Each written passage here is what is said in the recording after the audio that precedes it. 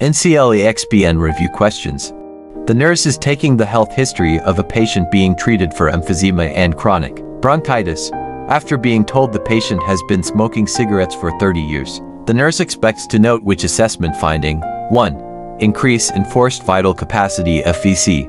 2. A narrowed chest cavity. 3. Club fingers. 4.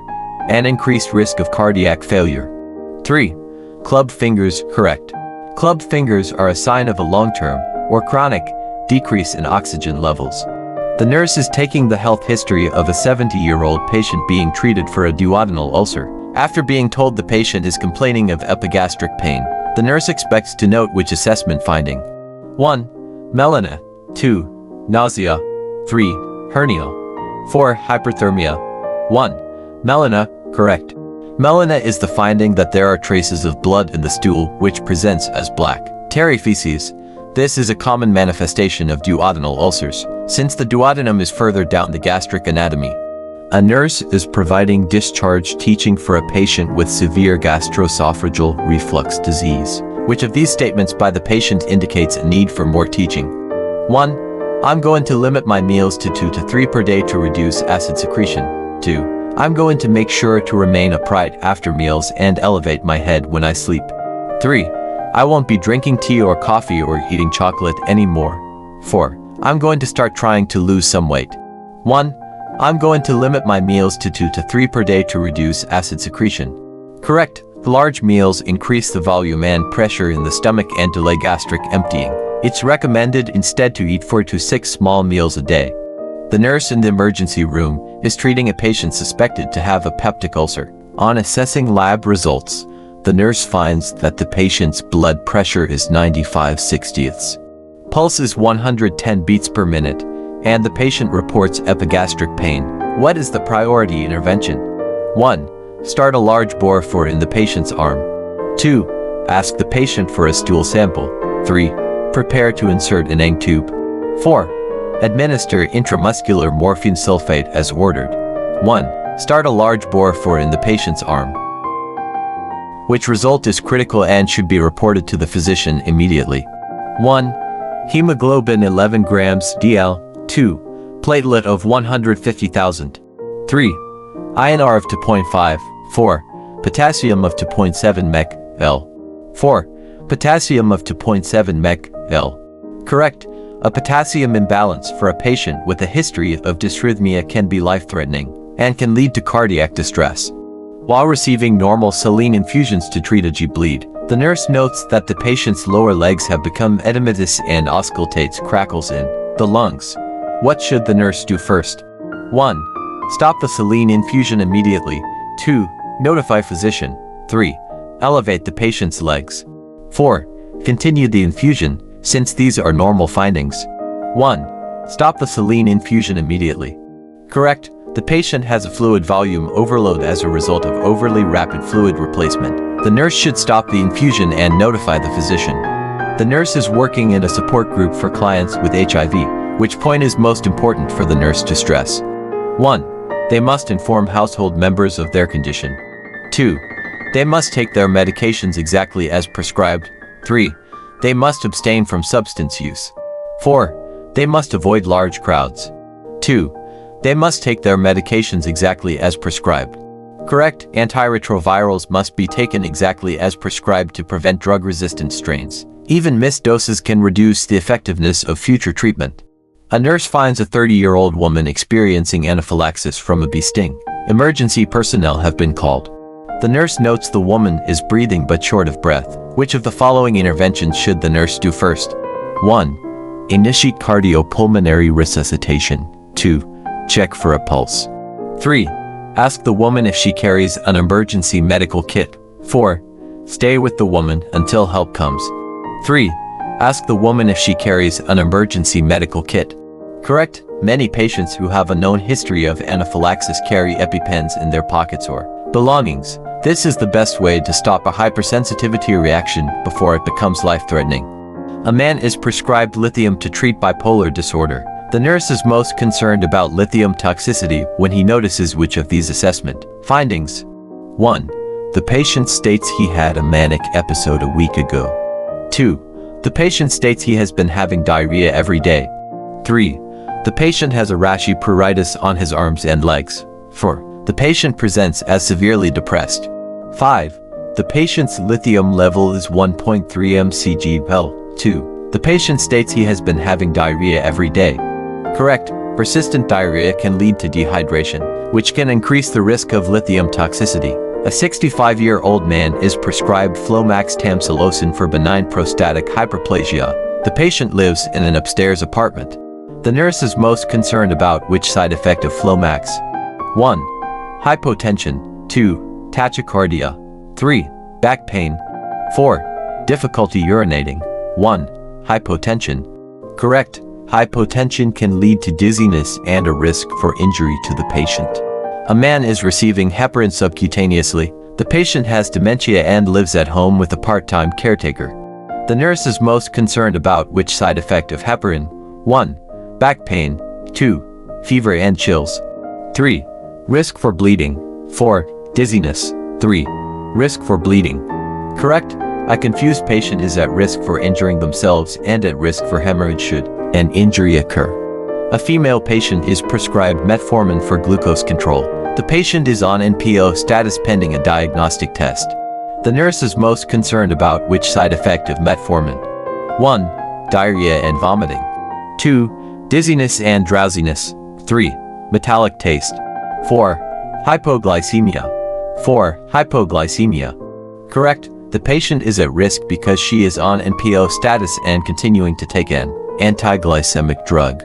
The nurse is reviewing the lab results of a patient taking lithium for schizoaffective disorder. The lab results show that the blood lithium value is 1.7 mcg/L. What would the nurse take as the priority action? 1.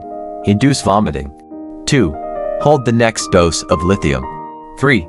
Administer an antiemetic. 4. Give the next dose of lithium. 2. Hold the next dose of lithium.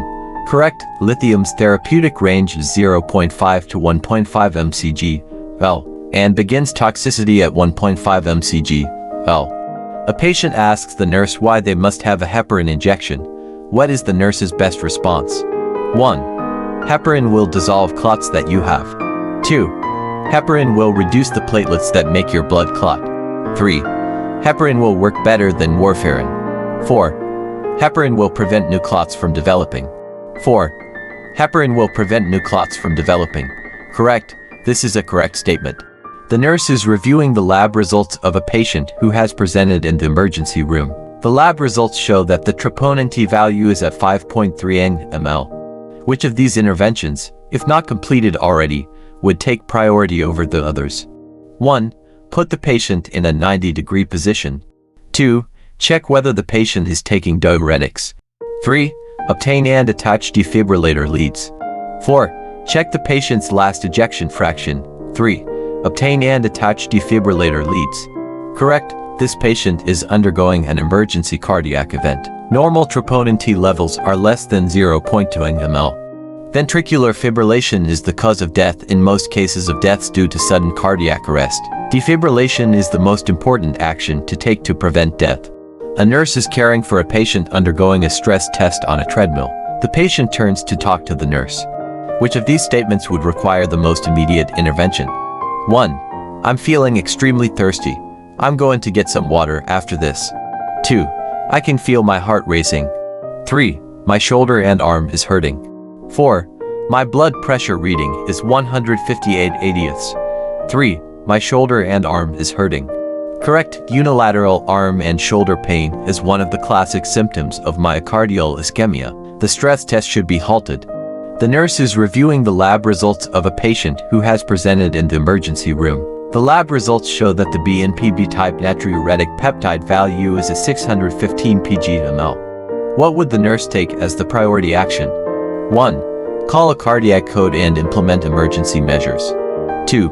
Check the patient's oxygen saturation. 3. Inform the physician that the patient has congestive heart failure. Encourage the patient to limit activity. 2. Check the patient's oxygen saturation. Correct. An elevated BNP indicates that there is decreased cardiac output. A priority intervention would be to ensure proper oxygenation after an assessment. A nurse is caring for a patient after a coronary angiogram. Which of these actions taken by the nursing assistant would most require the nurse's immediate intervention? 1. The nursing assistant fills the patient's pitcher with ice-cold drinking water. 2. The nursing assistant elevates the head of the bed to 60 degrees for a meal. 3.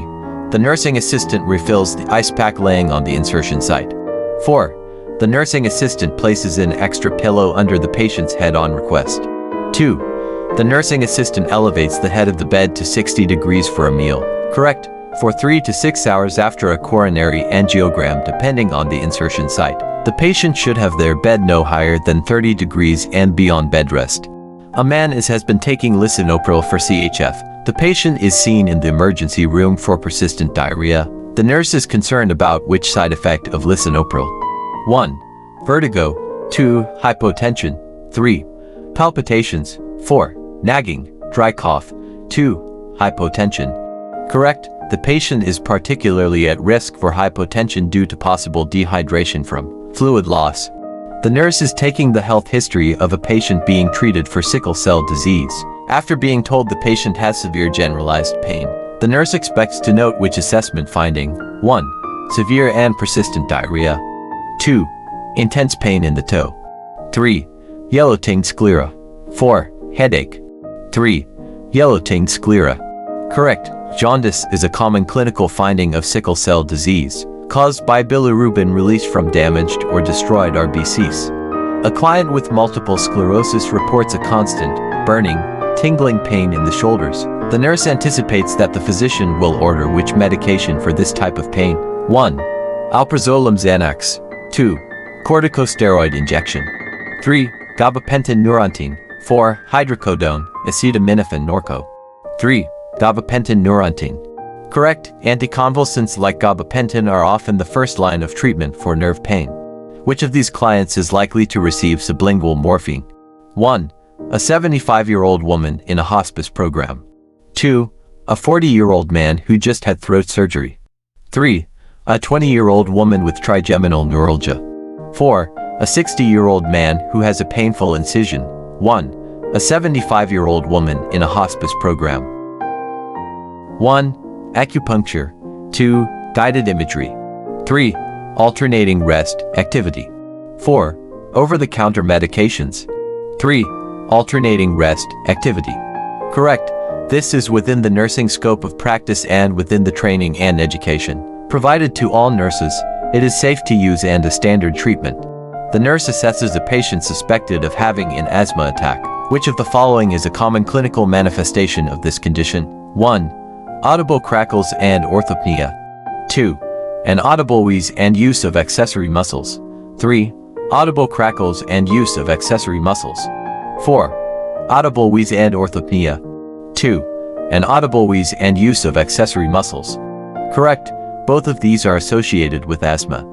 The nurse assesses a patient suspected of having meningitis. Which of the following is a common clinical manifestation of this condition? 1.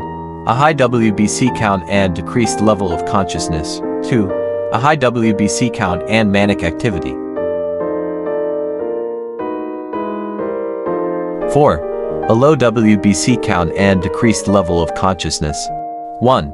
A high WBC count and decreased level of consciousness.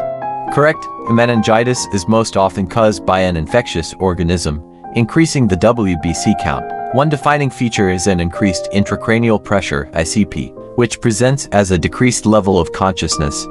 Consciousness.